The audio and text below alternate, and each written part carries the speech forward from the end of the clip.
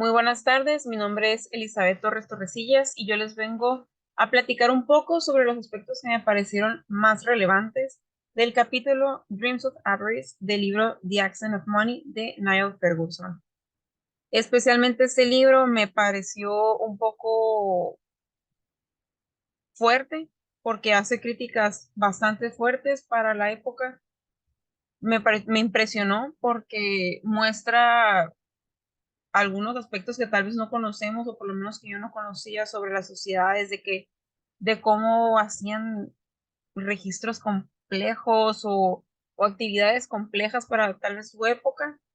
Además, siento que es un pilar para todo estudiante de finanzas o economía, ya que nos muestra las ideologías del dinero, cómo se ha ido evolucionando el dinero, cómo se manejaba el dinero y cuando no existía, cómo se manejaban las sociedades o de qué manera es que ellos representaban lo que nosotros conocemos con dinero de alguna u otra manera. Además, justifica un poco debido a que nos muestra el panorama de las sociedades, las ideologías o las creencias que sostenían y cómo pues era su intercambio de bienes y servicios. Hay dos autores en particular que me parecen bastante relevantes, como lo son Neil Ferguson. Muestra que Friedrich Engels y Karl Marx hacían una, bueno, explicaban el dinero de tal forma que decían que era un instrumento de explotación capitalista, pero no cualquier instrumento, aquel instrumento que hacía un reemplazo a toda relación de los seres humanos, incluso a relaciones tan cercanas como lo son la familia, volviéndolos insensibles. Los nexos de dinero los vuelve insensibles, los vuelve, pues, ambiciosos, mejor dicho. En una obra llamada El Capital, Karl Marx trató de demostrar que el dinero es realmente trabajo mercantilizado. Él dice que el excedente generado por el trabajo honesto, trabajo apropiado, se materializa para satisfacer al capitalismo, creando una insaciable sed de acumulación de clases y de bienes, como lo puedes ver aquí a la derecha, ¿no? En la imagen es una crítica de cómo sigue la ambición, la avaricia. Como comentó Karl Marx, es un crítico muy fuerte hacia el capitalismo y por eso las imágenes son tan fuertes y tiene una ideología muy extremista, ¿no? Estudiando a lo largo del tiempo, hemos visto que durante cientos de años han existido comunidades con ideologías pues muy extremistas. Estas ideologías que se encuentran en contra, ¿no? En contra del dinero, en contra del consumo, del deseo de consumir, del deseo de acumular riquezas, tal como lo son los anarquistas, los comunistas, los socialistas. Sin embargo, aunque se ha tratado de desaparecer el dinero en varias sociedades muy comunistas y que se lucha y que se marcha por hacerlo, hasta el momento no se ha encontrado viable ni práctica la desaparición del dinero. Al contrario, se encuentran muchas desventajas, las suficientes para no tener ninguna sociedad libre de efectivo actualmente. Siquiera, ni siquiera en Corea del Norte, que es un extremista, no se ha podido desaparecer el dinero completamente. Es importante mencionar que, bueno, es cierto, sí se han manejado sociedades sin dinero. Sociedades antiguas que hace unos 500 años, de hecho, las sociedades más sofisticadas de América del Sur, por ejemplo, el Imperio Inca, no se utilizaba dinero, tal como lo hacemos nosotros. Sin embargo, ellos apreciaban otras cosas, por ejemplo, las cualidades estéticas de los materiales extraños y la medida de valor, la unidad de valor que ellos tenían era el trabajo. Además, se tenía una economía que dependía de una planificación central dura y trabajo forzoso, muy parecido a lo que se quiere, ¿no? Lograr con el socialismo. una planificación central dura y trabajo forzoso.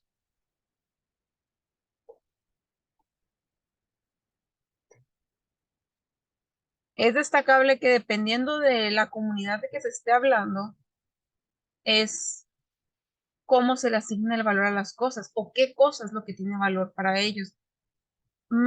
Se ha visto que aquel rasgo, aquel material que se asigna valor son aquellos que son escasos o raros en estas comunidades. Por ejemplo, en 1532 el imperio fue derrumbado por quienes llegaron para buscar y monetizar tales metales preciosos como se observa aquí en la imagen, ¿no?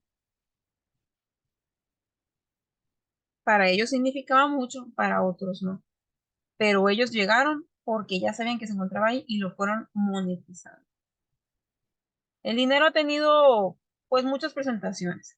El dinero es un tema para discutir, es un tema muy amplio, es discutible porque muchas personas tienen distintas ideologías, distintas percepciones, dependiendo de la situación que les haya tocado en ese momento o cómo hayan visto el desenvolvimiento del dinero o del uso de este. Es un medio de intercambio, pero es aquel medio de intercambio que ha logrado eliminar las ineficiencias que tenía el trueque, ya que es una unidad cuantificable, lo que facilita su valoración, siendo este un valor universal y establecido, conocido por todos y valorado por todos.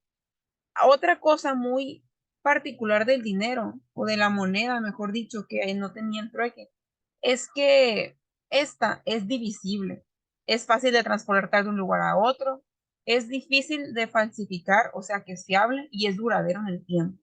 Además, contamos con reservas de valores que nos permiten realizar transacciones económicas durante periodos muy largos de tiempo y a distancias gigantes geográficamente. Existió un problema por aquello de la época de las cruzadas en Europa, llamado el problema de las pequeñas monedas. En Europa se tuvo una superación de escasez monetaria en cuanto a la conversión de los paganos al cristianismo. Fue un evento que realmente fue bastante costoso, ya que no se le encontraba solución porque existían muchos tipos de monedas y pues realmente las personas que las tenían no valoraban lo que las otras que las personas que inicialmente las adquirieron las valoraban como tal.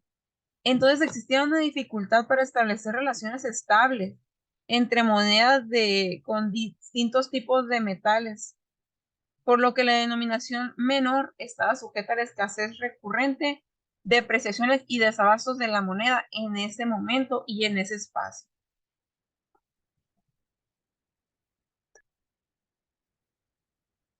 Por otro lado, tenemos que los españoles en el siglo XVI encontraron abundancia de metales preciosos, abundancia tal que no sabían de, o mejor dicho, ellos mencionaron que era entre una maldición y una bendición tener abundancia de dicho metal, ya que desenterraron tanto para lograr pagar la guerra de las conquistas, que ocasionó una disminución dramática en el valor de este metal, ocasionando una revolución en los precios, una alza en los precios impresionante.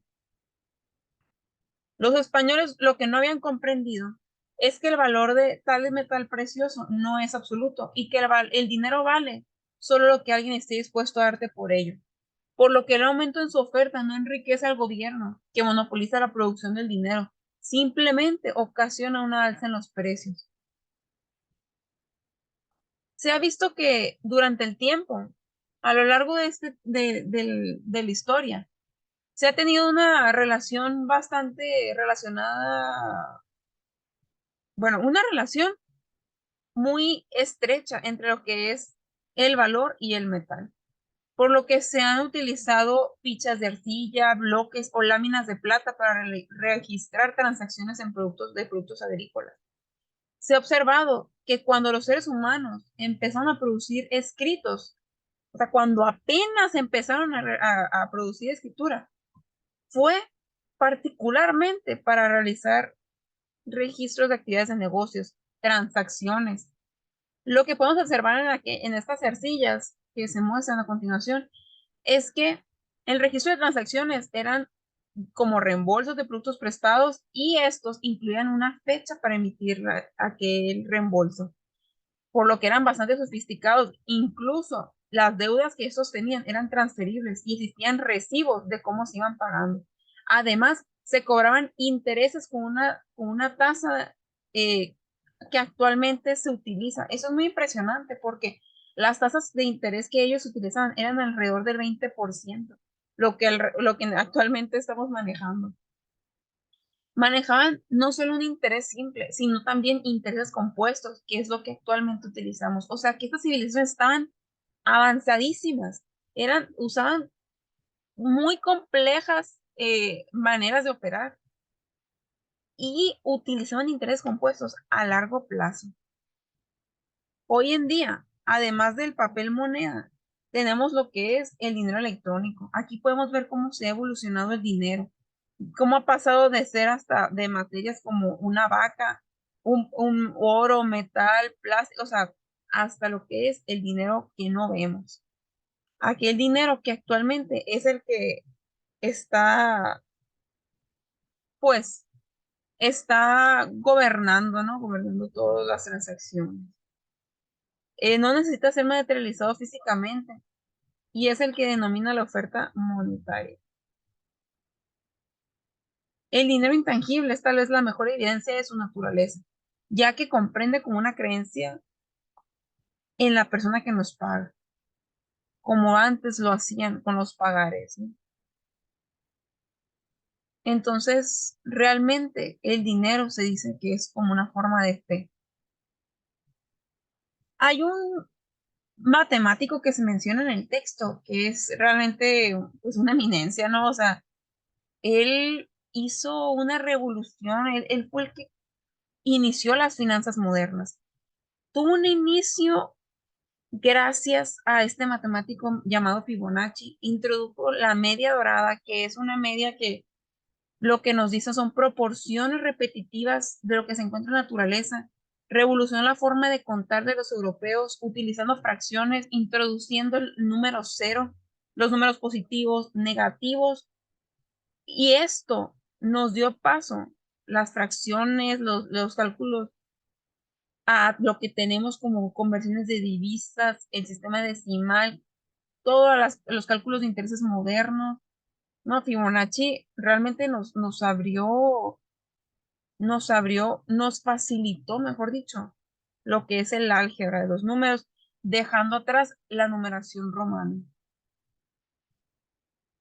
Además, quiero destacar tres puntos muy importantes que Shakespeare dio, o mejor dicho, tres principios de la era moderna del préstamo del dinero. Estos se pueden ver como bases para que funcione entre el prestador y el que presta, y el que recibe el préstamo, ¿no? Dice que el poder de los prestamistas para cobrar intereses con exorbitantes tasas con los mercados de créditos está en su infancia.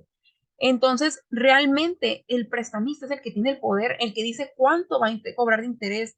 Él es el que tiene el poder cuando realmente el mercado de créditos está, pero que no hay, o sea, que es muy escaso, que está empezando. Es el que tiene el poder de decidir cuánto es lo que le van a pagar, si es que alguien está dispuesto a pagarlo, ¿no?